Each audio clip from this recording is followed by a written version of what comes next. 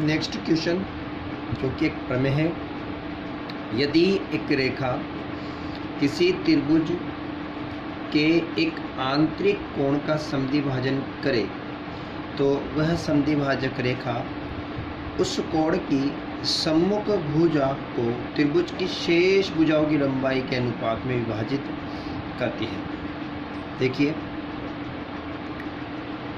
इसका आंसर देखते हैं। सबसे पहले तो हमें यहाँ ये देखना होगा कि आपको दिया क्या है, उसके लिए हम डायग्राम कंप्लीट करेंगे। देखिए आपसे कहा गया है कि यदि एक रेखा किसी त्रिभुज, यानी आपको एक त्रिभुज बनाना होगा। हम यहाँ एक त्रिभुज ड्रॉ कर देते हैं। देखिएगा ऐसा भी त्रिभुज बना सकते हो आप। ये हम त्रिभुज को नाम दे देते हैं ए बी सी। आगे आपसे कहा गया है कि इस त्रिभुज में एक रेखा खींची गई जो किसी आंतरिक कोण का क्या करती है, समद्विभाजन करती है। अब हम रेखा यहाँ ए से भी खींच सकते हैं तो कोण ए का समद्विभाजन करेगी वो रेखा। अगर ए से खींचते हैं, बी का समद्विभाजन करती है तो हम बी से भी खींच सकते हैं, सी से भी खींच सकते हैं। हम यहाँ पर इस कोण ए की बात कर देते हैं। देखिए हमने एक रेखा खींची जिसको हमने नाम दे दिया रेखा AD। ये रेखा AD इस कोण का क्या करती है, कोण ए का समद्विभाजन करती है।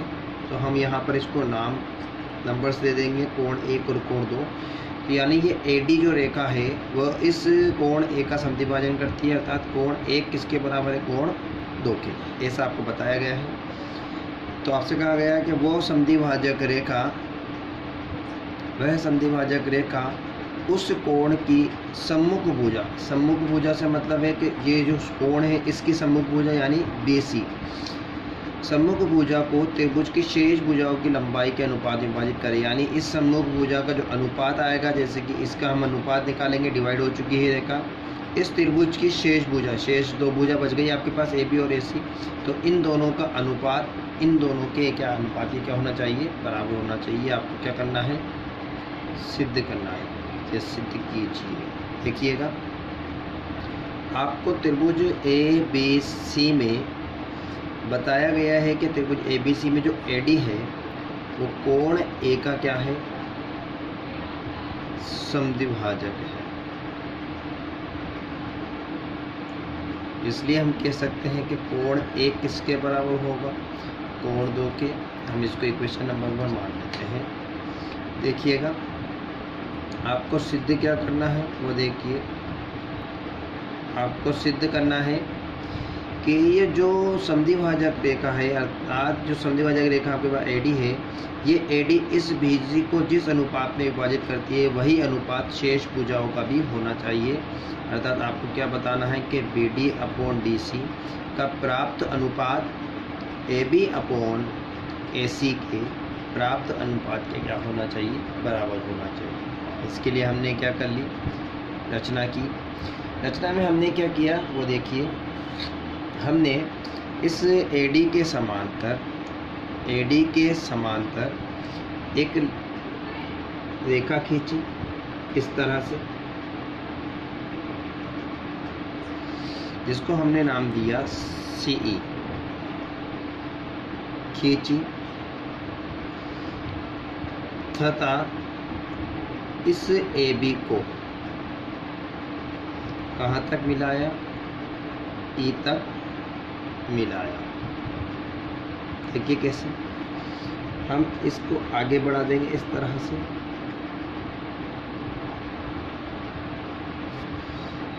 इस तरह से हम इसको आगे बढ़ा देंगे तो इसको हम कहाँ तक ले जाते हैं, E तक ले जाते हैं। ठीक है, इसको हम कोणों को और नाम दे देते हैं। इसको हम नाम दे देते हैं कोण, इस वाले को हम नाम दे देते हैं कोण 3 और इसको हम नाम दे देते हैं कोण 4।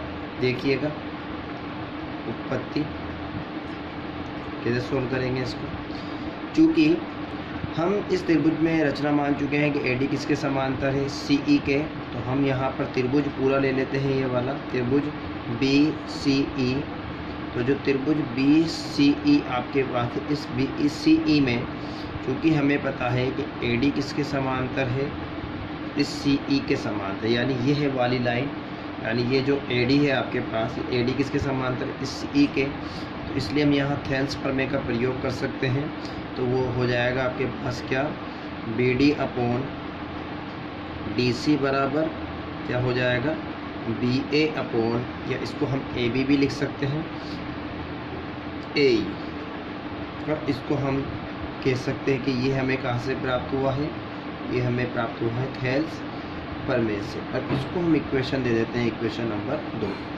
अब ज़रा गौर से देखिए कि BD अपॉन DC जो हमें सिद्ध करना है, उसमें AB अपॉन AC है, जबकि यहाँ AB अपॉन क्या आ गया, A, यानी सिर्फ एक ही डिफरेंस है हमारे पास, ये A। अगर हम कैसे भी करके इस AE को हम किस में परिवर्तित कर देते हैं, AC में, तो हमारा आंसर क्या हो जाएगा, सिद्ध हो जाएगा। उसके लिए हम देखते हैं, देखिए चूँकि हम जानते हैं कि AD किसके समांतर है, AD समांतर है CE था आपको बताया गया है कि जो AC है, AC व AE दोनों ही क्या है, दोनों ही क्या है, तिर्यक रेखा है। देखिए कि अगर हम इसमें बात करते हैं इस तरह से, यहाँ हम डायग्राम के द्वारा समझ सकते हैं, ये इस तरह से है।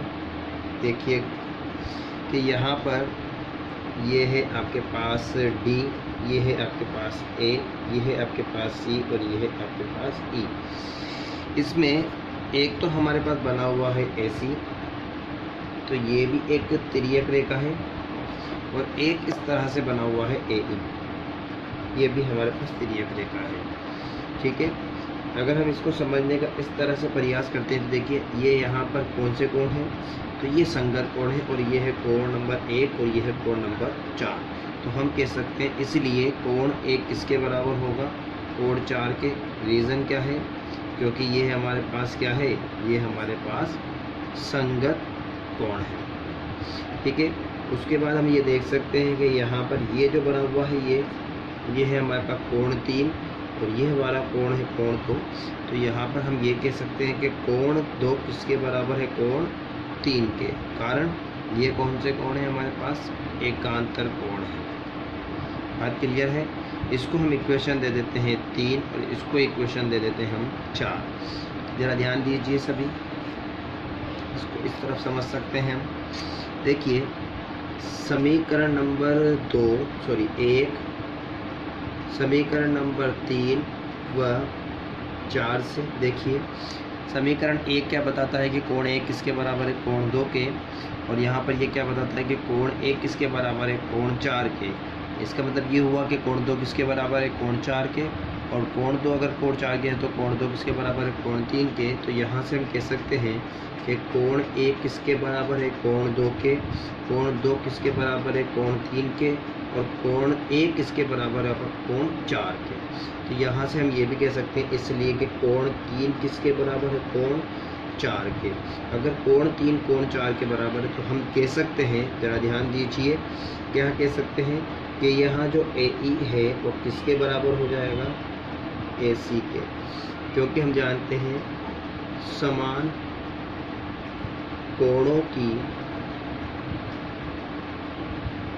सम्मुख भुजाएं कैसी होती हैं, समान होती हैं।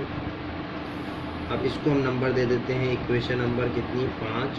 तो हम क्या करते हैं, यहाँ से देखिए समीकरण नंबर 2 व 5 से देखिएगा, यहाँ आपके पास हो जाएगा BD अपॉन DC, और यहाँ इसको हम AB लिख सकते हैं, और ये AE का मान हम क्या रख देंगे, AC।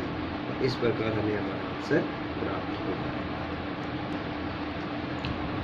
नेक्स्ट क्वेश्चन, सिद्ध कीजिए कि यदि एक रेखा किसी त्रिभुज के एक शीर्ष से इस प्रकार खींची जाए कि वह उसके सम्मुख भुजा को शेष दोनों भुजाओं के अनुपात में विभाजित करे, तो वह रेखा शीर्ष पर बने कोणों का समद्विभाजन करती है।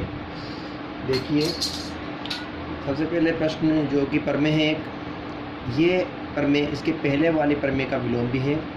सिद्ध कीजिए कि एक रेखा, यानी एक रेखा है जो किसी त्रिभुज में यानी इस त्रिभुज में खींची जाएगी किसी एक शीर्ष से, यानी हम इस त्रिभुज ABC के अंदर किसी भी एक शीर्ष से, शीर्ष A, शीर्ष B या शीर्ष C से खींचेंगे और इस प्रकार खींचेंगे कि वह उसकी सम्मुख भुजा, जैसे कि शीर्ष A से खींची जाएगी तो सम्मुख भुजा कौन सी आ जाएगी, BC। अगर शीर्ष B से खींचते हैं तो सम्मुख भुजा AC है, शीर्ष C से खींचते हैं तो सम्मुख भुजा AB है। शीर्ष उसकी सम्मुख भुजा को शेष दोनों भुजाओं के अनुपात में क्या करती है, विभाजित करती है। तो यहाँ से हमने इस जगह से इसको दिया, शीर्ष A को लिया है, यानी हमने इसको A से। तो आपसे क्या कहा गया है कि ये जो रेखा खींची जाएगी जिस शीर्ष से, वो उसकी सम्मुख भुजा को जिस अनुपात में विभाजित करेगी वही अनुपात इस त्रिभुज की शेष भुजाओं के अनुपात के बराबर होगा। तो यहाँ से हमने शीर्ष A को चुना और जो रेखा खींची गई है वो AD है, और ये AD जो रेखा है वो इस BC भुजा को BD/DC के रूप में क्या करती है, विभाजित करती है, यानी इस अनुपात में लाती है। और ये अनुपात किसके बराबर होगा, जो शेष भुजा है, शेष भुजा कौन सी, AB/SC। तो यानी आपको दिया गया है ये है। क्लियर है। आगे कहा गया है, देखिए, तो सिद्ध कीजिएगी कि वह रेखा जो खींची गई रेखा है शीर्ष पर बने कोण का समद्विभाजित करती है, यानी जिस शीर्ष से निकली है, तो ये कौन सा शीर्ष से निकली है, A शीर्ष से, तो इस कोण का क्या करती है, समद्विभाजन करती है। इसको नंबरिंग कर देते हैं 1 और 2। तो आपको ये बताना है कि जो रेखा खींची गई यानी AD, वो AD इस कोण A का क्या करती है, समद्विभाजन करती है। अर्थात हमें लाना क्या है, वो देखिए, हमें लाना है कि कोण 1 किसके बराबर हो जाए, कोण 2 के। इसके लिए हमने क्या किया, रचना की। रचना में हमने क्या किया कि देखिए कि हमने इस AB जो भुजा है, इस AB भुजा को कहाँ तक बढ़ाया, E तक बढ़ाया। इस AB को हमने कहाँ तक बढ़ाया, AB को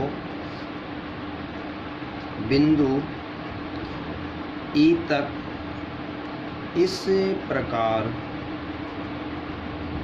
बढ़ाया कि जो हमारे पास AE आएगा वो AE किसके बराबर होगा, इस CE के। यानी हम यहाँ पर एक पॉइंट मानेंगे, उसमें हम इस तरह से इसको बढ़ाएंगे, यानी इस जगह पर हम एक बिंदु मान लेते हैं E, जो ये AE आई है, ये भुजा AE, वो AE किस प्रकार होगी हमारे पास कि वो AE किसके बराबर होगी, सॉरी, AC के बराबर होगी। किसके बराबर होगी, AC के बराबर। यानी हम इस तरह से बढ़ाएंगे इसको। जरा ध्यान दीजिए, हम इसको मान लेते हैं कि ये कोण 3 है और ये कोण 4 है। अब देखिए उत्पत्ति, देखिए आपको क्या बताया गया है। हम कह सकते हैं चूँकि AE बराबर है आपके पास किसके, AC के। यहाँ कहाँ से आया है, ये आया है रचना से। देखिए, और हम अच्छी तरह से जानते हैं कि अगर AE बराबर AC है तो हम कह सकते हैं कि कोण 3 किसके बराबर होगा, कोण 4 के, क्योंकि समान भुजा के समकोण कैसे होते हैं, समान होते हैं। देखिएगा, इसको हम नंबर दे देते हैं, इसको हम नंबरिंग दे देते हैं, नंबरिंग 1, और इसको हम इक्वेशन दे देंगे, इक्वेशन नंबर 2। देखिए, समीकरण 1 से हम कह सकते हैं कि BD/DC बराबर है आपके पास AB/AC। इसको हम इस तरह से लिख सकते हैं कि BD/DC बराबर हो जाएगा आपके पास AB/, इस AC की जगह हम क्या लिख सकते हैं, AE, क्योंकि यहाँ पर AE हमने किसके बराबर ले रखा है, AC के। बात क्लियर है। ज़रा ध्यान दीजिएगा, अगर हम बात करते हैं त्रिभुज, तब त्रिभुज BCE में, तो त्रिभुज BCE में हमें क्या BD/DC बराबर क्या मिला है, AB/AE प्राप्त है। तो हम कह सकते हैं इसलिए कि यहाँ पर ये जो AD रेखा है वह किसके समांतर हो जाएगी, CE के समांतर हो जाएगी। कहाँ से? वो होगा थेल्स प्रमेय के विलोम से। देखिए यहाँ पर हमें पता है कि ये अनुपात BD अपॉन DC और ये हो जाएगा AB अपॉन AE ये। तो यहाँ पर ये रुकावट है और आखिरी रुकावट ये है। तो अगर हम इस तरफ का अनुपात यानी इस भुजा का अनुपात इस भुजा के अनुपात के बराबर बता देते हैं तो वह रेखा जो इनको अनुपात में बांटती है वह रेखा उसकी तीसरी भुजा की क्या होती है, समांतर, और ये थेल्स प्रमेय कहलाती है। थेल्स प्रमेय का विलोम होता है।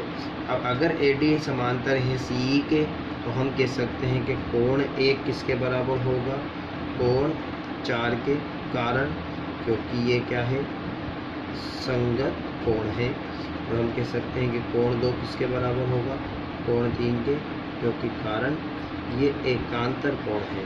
देखिएगा इसको हम इक्वेशन दे देते हैं, इक्वेशन 3, इसको हम इक्वेशन दे देते हैं इक्वेशन 4। तो देखिए समीकरण नंबर 2, 3 व 4 से हम क्या कह सकते हैं। देखिए समीकरण बताती है यहाँ पर 1 किसके बराबर है, 4 के, 4 किसके बराबर है, 3 के, और 3 किसके बराबर है, 2 के। तो क्या यहाँ पर ये सभी बराबर होंगे।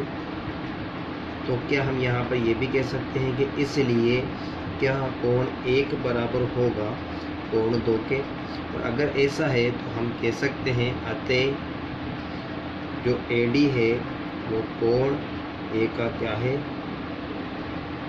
समविभाजन है। ठीक है।